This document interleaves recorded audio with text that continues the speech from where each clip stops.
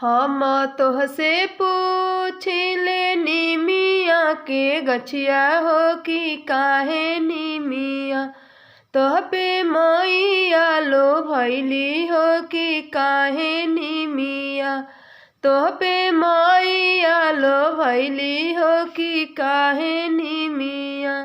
हम तोहसे पूछिले निमिया के गछिया हो कि काहे निमिया तोह पे मैया लो भैली हो कि काहे निमिया तोह पे मैया लो भैली हो कि काहे निमिया। हमरे ही डढ़िया प मैया झूलुहा लगौली हो कि उहे गुनामा मैया हमार पलो भैली हो कि उहे गुनवाना।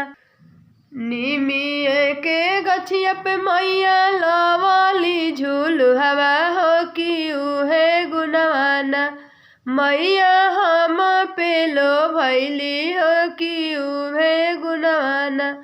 हम तोहसे पूछिले मलिया के बेटवा हो कि कवन गुनवाना तोह पे मैया लो भैली हो कि कवन गुनवाना तोह पे मैया लो भैली हो कि कवन गुनवाना तोह पे।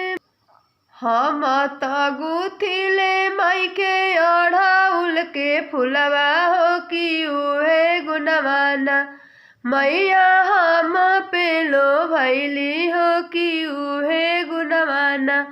हम त गुथिले माला अढ़ाउल के फुलवा हो कि उहे गुनवाना मैया हम पे लो भैली हो कि उहे गुनवाना। हम तोहसे पूछिले ब्राह्मण के बेटवा हो कि कवन गुनवाना तोह पे मैया लो भैली हो कि कवन गुनवाना तोह पे मैया लो भैली हो कि कवन गुनवाना। पाठवा बाची के हम माई के सुनवनी हो कि उहे गुनवाना आरती उतर के हम माई के सुनवनी हो कि उहे गुनवाना मैया हम पे लो भैली हो कि उहे गुनवाना मैया हम पे लो भैली हो कि उहे गुनवाना। हम तोहसे पूछिले कोहरा के बेटवा हो कि कवन गुनवाना मैया तोह पे लो भैली हो कि कवन गुनवाना मैया तोह पे लो भैली हो कि कवन गुनवाना। हमारे ही दिवस माई के हो खेलाया रतिया हो कि उहे गुनवाना हमारे ही दिवस माई के हो खेलाया रतिया हो कि उहे गुनवाना मैया हम पे लो भैली हो कि उहे गुनवाना मैया हम पे लो भैली हो कि उहे गुनवाना। हम तोहसे पूछिले अहिरा के बेटवा हो कि कवन गुनवाना मैया तोह पे लो भैली हो कि कवन गुनवाना मैया तोह पे लो भैली हो कि कवन गुनवाना।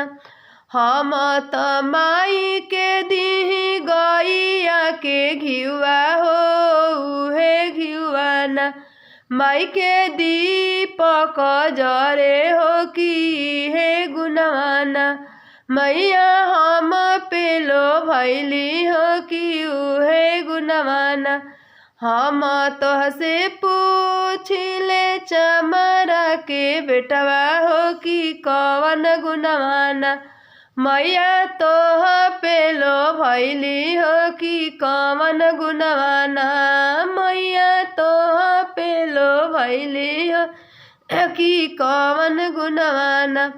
हम त माई के दिही डगर संझिया में कि उहे गुनवाना मैया हम पेलो भैली हो कि उहे गुनवाना मैया हम पेलो भैली हो कि उहे गुनवाना।